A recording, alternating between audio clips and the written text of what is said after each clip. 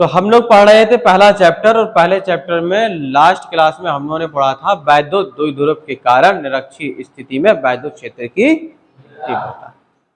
और आज हम लोग पढ़ने वाले हैं वैद्युत द्विध्रुव के कारण बल युग्म का आघूर्ण। ठीक है, लिखा हमने शॉर्ट में है बल युग्म का आघूर्ण, बट किसके कारण? वैद्युत द्विध्रुव के कारण बल युग्म का आघूर्ण, ये हमें पढ़ना है। ठीक है,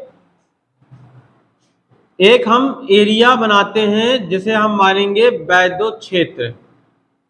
ठीक है, ये कोई एक एरिया है, ये पूरा वैद्युत क्षेत्र है। क्या ये?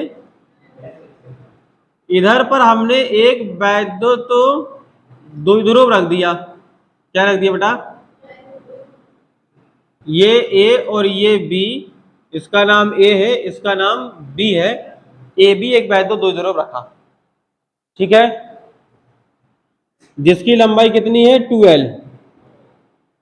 कितनी है? अच्छा, यहां पर है प्लस क्यू आवेश और इस बिंदु पर है माइनस क्यू आवेश। जब किसी आवेश को वैद्युत क्षेत्र में रखा जाता है, जब किसी आवेश को वैद्युत क्षेत्र में रखा जाता है तो उस आवेश पर एक बल कार्य करने लगता है। अगर वो आवेश धनावेश है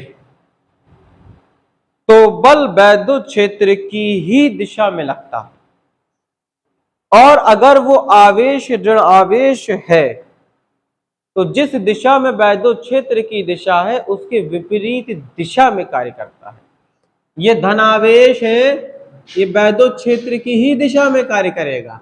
F बराबर क्या होता है? Q इंटू ई।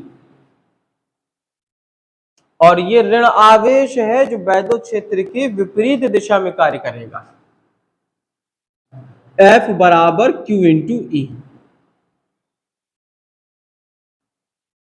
इस तरीके से वैद्युत द्विध्रुव पर एक बल युग्म उत्पन्न हो गया। एक यहां मन लग रहा है, एक यहां मन लग रहा है,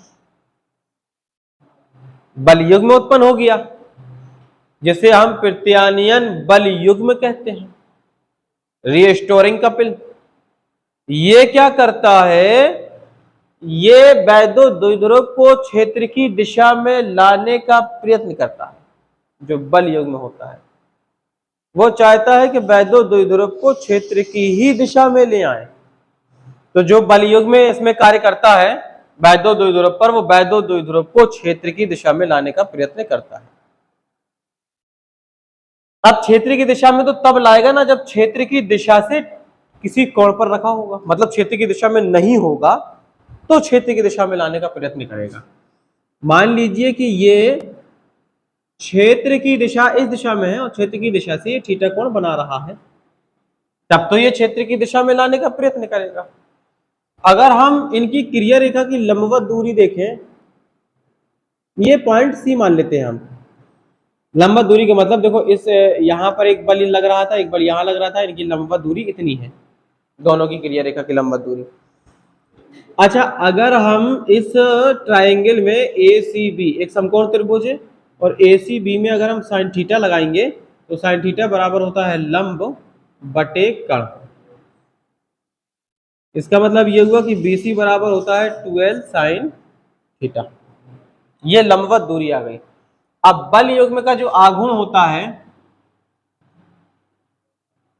बल युग्म का आघूर्ण सिंपल सा है, ये डेरिवेशन कोई खास नहीं है, तो वो टॉ से अपन व्यक्त करते हैं और ये कहलाता है बल गुणे क्रिया रेखा की लंबवत दूरी।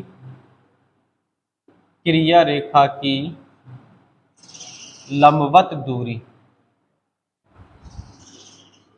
टॉ बराबर बल, बल मतलब किसी भी आवेश पर लगने वाला, तो ये लग रहा है आपका Q इंटू ई, तो ये हो गया बल।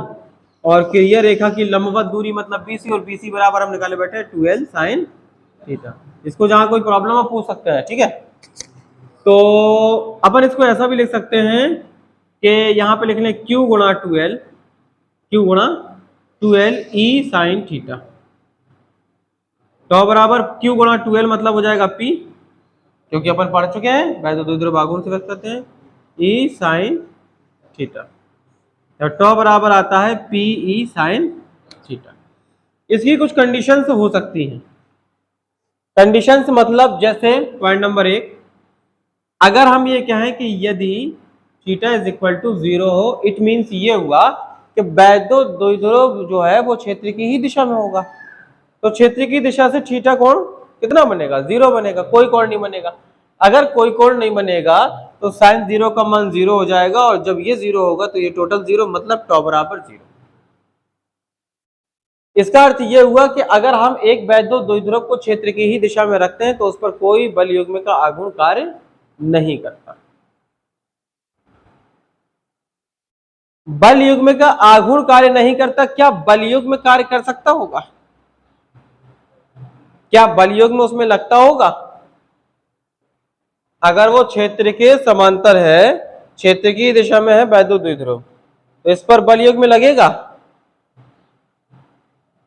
सोचो जरा, बल युग्म का आघूर्ण शून्य है, जाहिर सी बात है जब ये शून्य है तो बल युग्म उस पर कोई काम नहीं करना चाहिए, लेकिन बल युग्म काम करता है।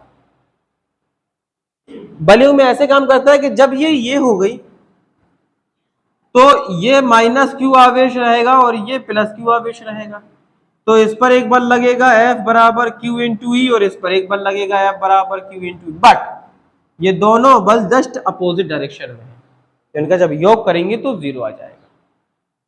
बल योग में तो काम करेगा, लेकिन उस सिचुएशन में बल योग में जस्ट अपोजिट और बराबर होगा, इसलिए एक दूसरे को निरस्त कर देगा।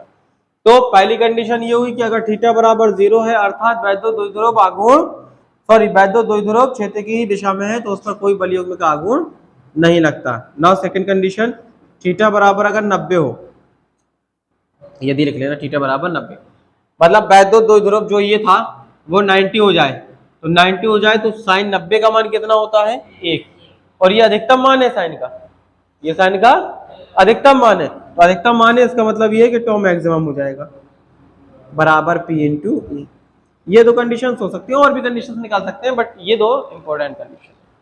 तो बल युग्म के आघूर्ण से रिलेटेड ये सारी चीजें।